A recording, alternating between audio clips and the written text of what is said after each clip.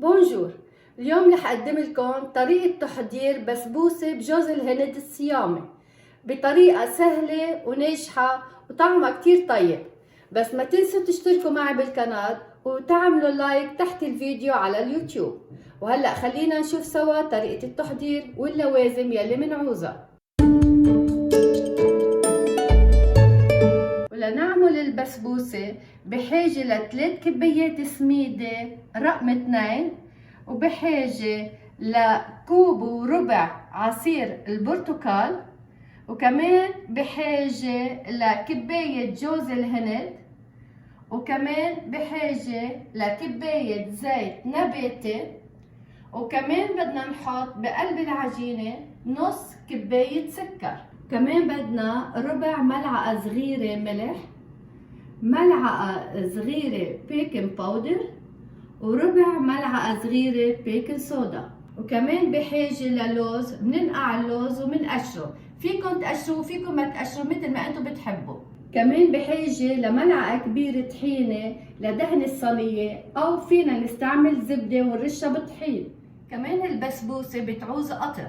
انا هون رح اعمل كبايتين سكر مع كباية مي مع ملعقة كبيرة ماء الورد وملعقة صغيرة حامض. هلا اول شي رح نبلش بنحط سميدة الرقم 2 وبنحط عليهم الزيت وبنخليها للمشيه تخلط السميدة مع الزيت حوالي 3 دقايق او 4 دقايق. هلا رح فرغ السكر، رح فرغ جوز الهند، ربع ملعقة صغيرة ملح، ربع ملعقة صغيرة بيكنج صودا، ملعقة صغيرة بيكنج باودر. هلا هي الماشين عم تخلط المزيج، بحضر الصينية.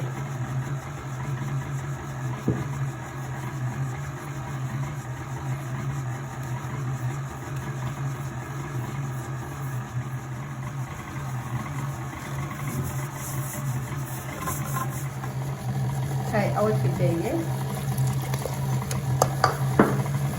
كباية وربع عصير الليمون لأن سميدة رقم 2 ما بتحمل أكثر. هلا من بعد ما صار إلها عم تختلط ببعضهم 5 دقايق، رح وقفها واسكبها.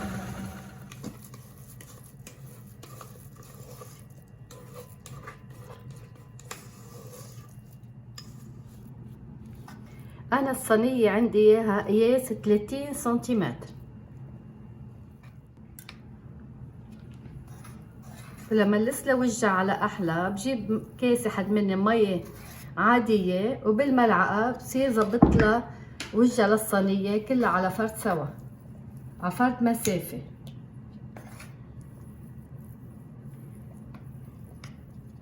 إذا حسيتها بعد شوي قاب بيمشي محل بكتب.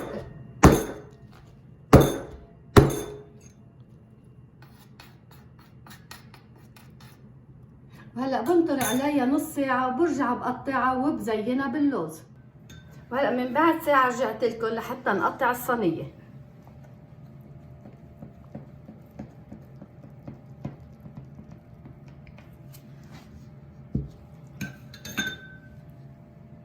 دايما بلود راس السكين بالمي.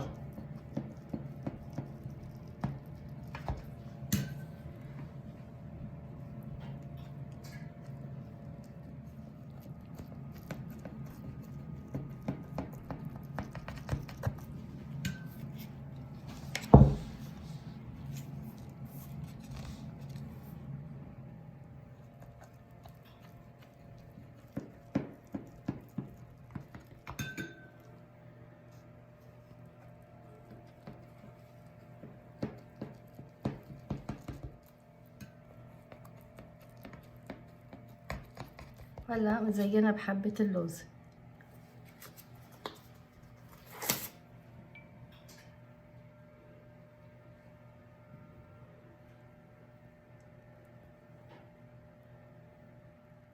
وهلا خلصت تزيين صينية البسبوسة.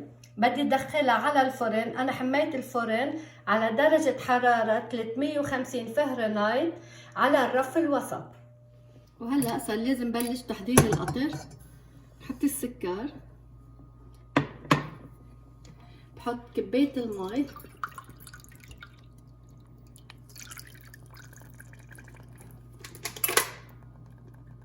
بحط ملعقة صغيرة عصير الحامض الطبيعي، وبهلا بولع النار تحت منه. اول شي على نار قوية ليبلش يسخن المي. بس يبلش بالغليان بخفف على الاخر وبعير الوقت 10 دقايق.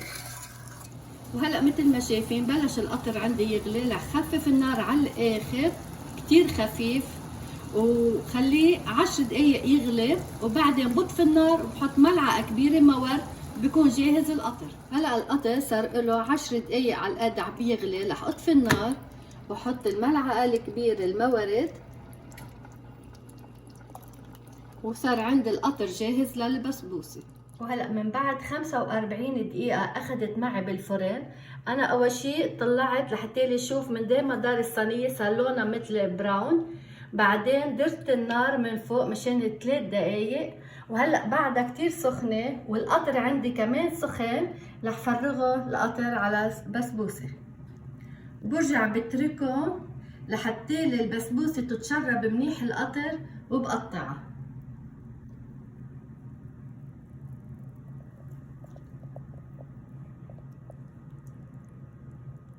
وهلا رجعت لكم من بعد ساعتين. نطرت البسبوسه لسقعت منيح وتاكدت انه شربت القطر. قطعتها للصينيه ودقناها. نكهتها كتير طيبه. بتمنى تجربوها وتخبروني كيف طلعت معكم. ميرسي كتير. باي باي.